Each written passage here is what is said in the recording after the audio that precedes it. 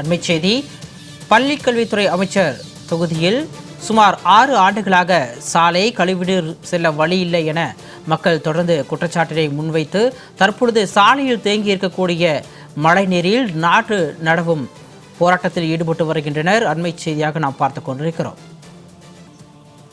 கூடுதல் விவரங்களோடு திருச்சியிலிருந்து எமது செய்தியாளர் பெரியசாமி இணைப்பில் இருக்கிறார். விவரங்களை கேட்டு பெறலாம். வணக்கம் பெரியசாமி.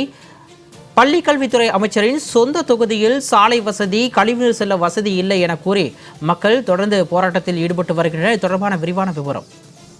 கண்டிப்பாக பள்ளி கல்வித்துறை அமைச்சர் தொகுதியில் கிட்டத்தட்ட 6 ஆண்டுகளாக சாலை மற்றும் சாக்கடை வடிகால் வசதி இல்லாமல் சிரமப்பட்டிருக்கிறார். இந்த திருவெரும்பூர் அருகே உள்ள 40வது வார்டில் மலைக்கோவில் ஆசாரி கருவியில் சில தினங்களுக்கு முன்பு மழை பெய்ததால் இங்கு தேங்கி இருக்கும் மழை நீர் வீட்டுக்குள்ளே செல்கிறது.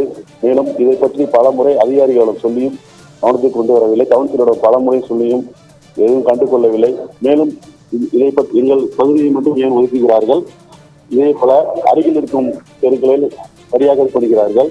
மேலும் வரும் 26ஆம் ஆண்டு தேர்தல் வரும்போது எங்களுக்கு ஓட்டு கேட்டு வரும்போது பாடம் போட்டோம் அல்லது எங்களுக்கு அனைவரும் மறித்து உங்களுக்கு ஓட்டு போட மாட்டோம் என்று கூறி சொல்லினர். மேலும் இதை பற்றி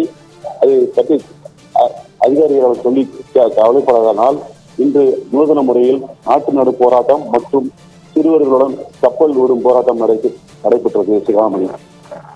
விவரங்களுக்கு நன்றி பெரியசாமி.